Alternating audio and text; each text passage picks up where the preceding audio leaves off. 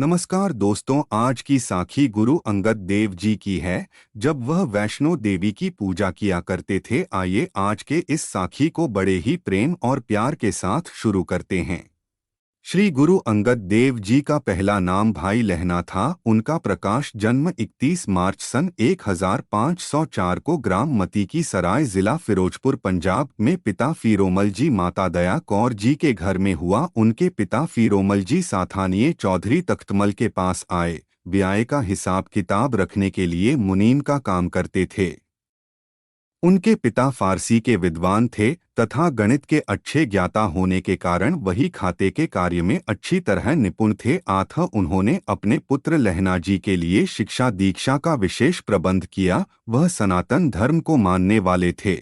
श्री गुरु अंगद देव जी का पहला नाम भाई लहना था। उनका प्रकाश जन्म 31 मार्च सन 1504 को ग्राम मती की सराय जिला फिरोजपुर पंजाब में पिता फीरोमल जी माता दया कौर जी के घर में हुआ। उनके पिता फीरोमल जी साथानिये चौधरी तख्तमल के पास आए। ब्याह का हिसाब किताब रखने के लिए मुनीम का काम करते थे। उनके पिता फारसी के विद्वान थे तथा गणित के अच्छे ज्ञाता होने के कारण वही खाते के कार्य में अच्छी तरह निपुण थे। उन्होंने अपने पुत्र लहना जी के लिए शिक्षा दीक्षा का विशेष प्रबंध किया। वह सनातन धर्म को मानने वाले थे, इसलिए वैष्णो देवी के भक्त थे।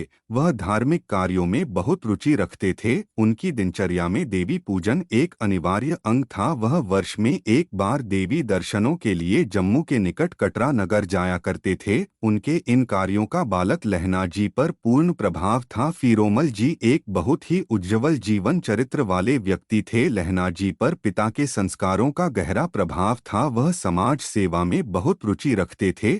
दीन दुखियों की सेवा उनका मुख्य लक्ष्य हुआ करता था। उनको जब भी समय मिलता यात्रियों को जल पिलाने की सेवा करते थे। वह सच्चे एवं सुच्चे जीवन को महत्व देते थे। बालिक काल में जब वह अपने मित्रों के साथ खेलते थे तो कभी भी छल कपट का खेल ना खेलते और ना ही खेलने देते थे। चौधरी तख्तमल की बेटी स्मराई जी, जिनका घरेलू नाम बिराई था, फीरोमल जी की मुंह बोली बहन थी। वह अपने भतीजे लहना से बहुत स्नेह करती थी। उनका विवाह खडूर नगर के एक संपन्न परिवार के चौधरी महमे में हुआ था। कुछ समय के पश्चात बुआ बिराई जी ने अपने भतीजे लहना जी का विवाह भी खडूर से 2 मील की दूरी पर स्थित संधार गांव के एक समृद्ध परिवार देवी चंद मरवाहा की सपुत्री कुमारी खेमवती के साथ करवा दिया, जिनका घरेलू नाम खेवी जी था। यह विवाह सन 1519 में हुआ। उस समय लहना जी की आयु केवल 15 वर्ष की थी। उन्होंने अपने पिता के सहयोग में मती की सराय में एक छोटा सा व्यापार आरंभ किया। इस व्यापार में किसानों से उनके उत्पाद खरीद कर उसके बदले में उन लोगों को घरेलू आवश्यकता की सामग्री देना था, जो कि धीरे धीरे विकसित होने लगा। परंतु विदेशी आक्रमणकारियों के कारण देश में स्थिरता न रही। बहुत से नगरों में अफरातफरी फैल गई। कानून व्यवस्था छिन्न भिन्न होने के कारण लोग दिल्ली पेशावर के मुख्य मार्ग के निकटवर्ती क्षेत्रों को छोड़कर दूर दराज के क्षेत्रों में बसना उचित समझने लगे।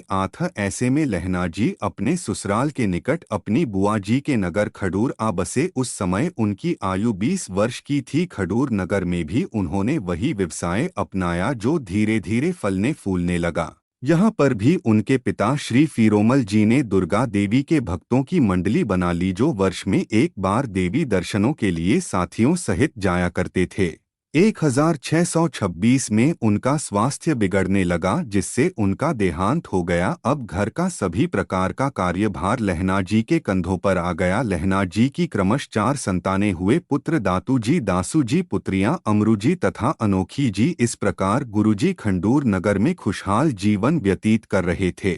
एक दिन प्रातःकाल खंडूर नगर के कुएं पर स्नान करते समय भाई लहना जी ने एक अन्य व्यक्ति के मुख से मधुर स्वर में कुछ पंक्तियां सुनी। वह व्यक्ति गुरबाणी का पाठ कर रहा था। जिस मालिक का सिमरन करने से सुख मिलता है, उस मालिक को सदा याद रखना चाहिए। जब मनुष्य ने अपने किए का फल खुद ही भोगना है तो फिर कोई बुरी कमाई नहीं करनी चाहिए, जिससे बुरा फल भोगना पड़े। बुरा काम भूलकर भी ना करें। गहरी विचार वाली नजर मार कर देख लो, इस बुरे काम का नतीजा क्या निकलेगा।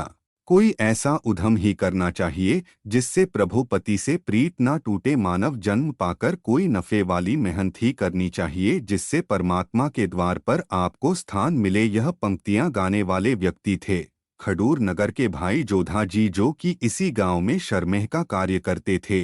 जैसे ही ध्यान पूर्वक यह पंक्तियां पुन भाई लहना जी ने सुनी तो उन्हें अपनी सभी समस्याओं का समाधान इस वाणी में साफ हो गया।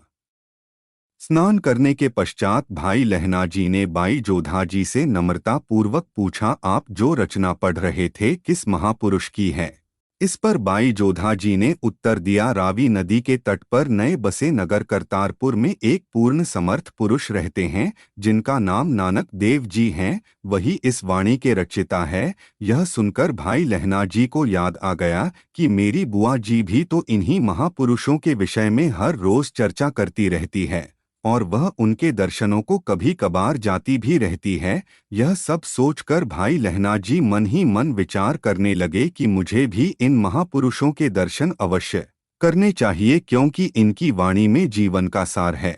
जबकि हम लोग जो देवी पूजा की याद में भेंटे गाते हैं वह आध्यात्मिक दुनिया में लुप्त होकर रह जाती हैं, क्योंकि वह कोरी कल्पना मात्र से रची गई होती है। जबकि यह वाणी ज्ञान पर आधारित है। ऐसा प्रतीत होता है कि रचिता प्रभु में विलीन होकर गा रहा है। अब लहना जी ने एक निर्णय लिया कि इस वर्ष देवी दर्शनों के लिए जाऊंगा तो रास्ते में रुककर इन महापुरुषों के दर्शन भी अवश्य ही करके जाऊंगा। शायद इनके यहाँ मुझे पूर्ण ज्ञान प्राप्त हो जाए, जिसके लिए मैं कई वर्षों से कोशिश कर रहा हूँ। भाई लहना जी अपने पिता फीरोमल जी के देहांत के पश्चात उनके स्थान पर खडूर नगर के देवी भक्तों का नेतृत्व किया करते थे। इस वर्ष भी उन्होंने भक्त मंडली को कटरा देवी के स्थान ले जाने का कार्यक्रम बनाया। अपने पंसारी की दुकान का कार्य अपने पुत्रों को सौंपकर स्वयं निश्चित समय मन में गुरु दर्शनों की अभिलाषा लिए देवी भक्तों की मंडली लेकर चल पड़े। रास्ते में रावी नदी पार करके पहुंचे, परंतु अपने अन्य साथियों को नगर के बाहर सराय में विश्राम करने का आग्रह किया। उम्मीद करता हूं आपको वीडियो पसंद आई होगी। धन्यवाद।